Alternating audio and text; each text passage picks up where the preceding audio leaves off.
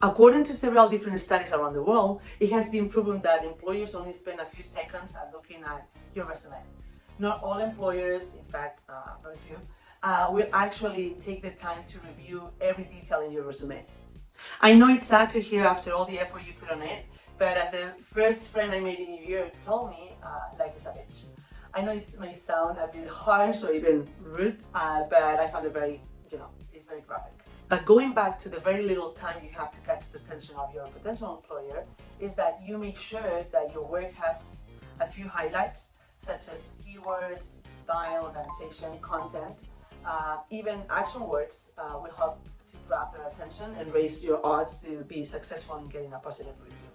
In a previous video, I covered the biggest mistakes we've noticed here at Architect-US as the most common and repetitive mistakes among the hundreds of applications we receive, right?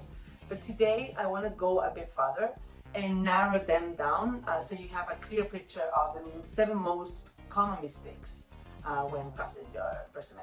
Number 1, not being clear of your role. It is important that you use action verbs to describe your role for that particular position so that it quickly demonstrates how you achieve things.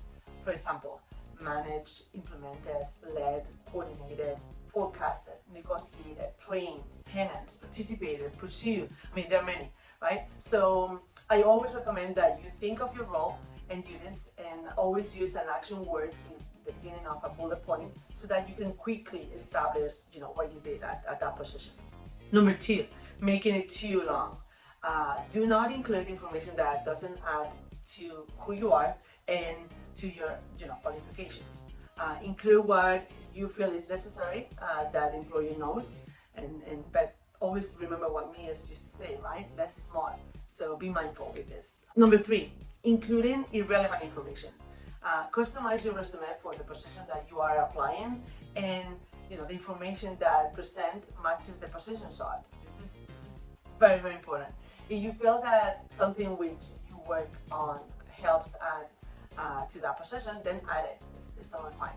It's just very common for employees to use keywords as a method to screen through applications. They will look for a few words that best describe the position the candidate will fill and try to find those words in your resume or cover letter.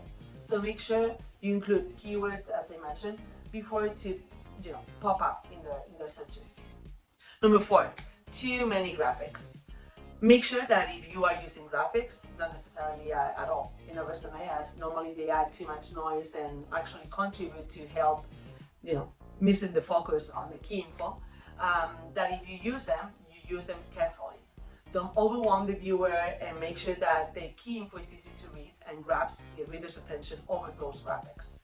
Number 5, don't use empty phrases. And this is my favorite one. If you want to make a worded statement or who you are, do it. Okay, do it. But if you are doing it, do it in your cover letter. Your resume should be for important bullet responses that are relevant for the position you are after. So at this point, they are not really interested in learning all about you. They just want to see if you could be a potential hire based on your skills and past achievements. You must understand that the selection process works like I always say, like a 3D printer, right? Meaning that they make they make several passes. They go this way, right? And before making a final decision, they go through each pass, getting some extra information, like another layer of information. So keep your flashy worded statements for your cover letter. Number 6, poor grammar. Grammar mistakes will draw the reader's attention away from the content, right? And it's actually something that annoys employers a lot because it entails many bad things. Lack of interest, sloppiness, not being detail-oriented. In a word, a red flag.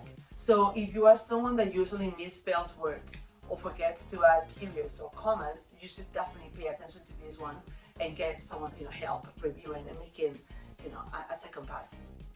And number 7, no highlighting the skills relevant for the job. I already mentioned this several times, but you must tailor your resume for different positions you're applying to, and always try to match with as many relevant qualities that they are looking for. So this is it. List these common mistakes and keep them in hand, as they seem too generic, but we see them happening a lot and all the time. And don't forget to subscribe for more tips and guidance when crafting your job applications and planning your next career move. See you next week.